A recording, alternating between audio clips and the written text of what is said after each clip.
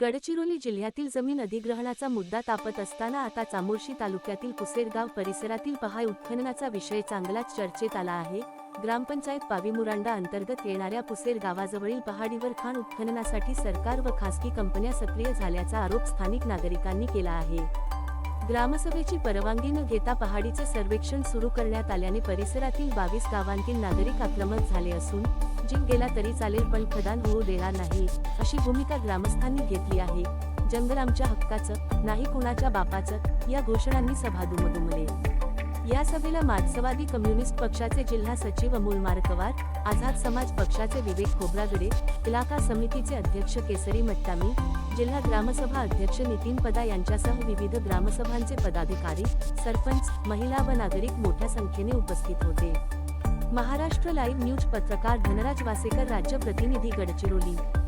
प्रस्ताविक शासनाने जो केलेला आहे त्यांच्या माहितीनुसार त्या पुसेर हा लोह कदन म्हणून प्रस्तावित असा त्या 24 का 25 कदांमध्ये समाविष्ट असल्यामुळे शासनाच्या लक्षात पुसेरीत आहे या प्रकल्प करण्यासाठी।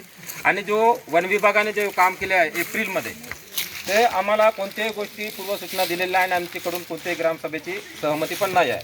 पण सहमती न घेता आणि पेसा कायद्याच्या तरतुदीनुसार जो आजला अनुसूचित क्षेत्रामध्ये कोणत्याही गोष्टी करताना किंवा शासकीय असेल का कोणतेही असेल ह्या गोष्टी जर करत असताना प्रकल्प करत असताना ग्रामसभेची हा पूर्व सहमती अनिवार्य आहे। असा असताना पण हा कायद्याचे उल्लंघन हा सरकार करत आहे। त्याच्यामुळे आमच्या ह्या सर्व 22 गावचा जे इलाका आहे पायमुरंड इलाका 22 गावचा हा सर्व आम्हाला ह्या कदन द्यायचा नाही सर्वांना सर्व सहमतीने आम्ही या कदनीला विरोध करत आहोत। सर्व निषेध करत आहोत। आपला जल जंगल जमीन या आणि या तेंदूपत्ता आमच्या तेंदूपत्ता बांबू या क्षेत्रातून आम्हाला लाखो करोडो रुपये दरवर्षी मिळत आहेत। या क्षेत्रातील लोकांना आमच्या हा शासन मारत आहे असा सर्व लोकांचं म्हणणं आहे। म्हणून आम्ही या क्षेत्राचे सर्व लोक आम्ही हा 100% आम्ही विरोध करत देणार नाही। आमचा जीव जाईल पण या जंगल आमच्या हक्काचं, नाही कुणाच्या बापाचं, जंगल आमच्या हक्काचं, नाही कुणाच्या बापाचं। म्हणूनच आमच्या सर्व लोकांच्या महिला पुरुषांनी या छोटे मुलांनी पण इथं येऊ।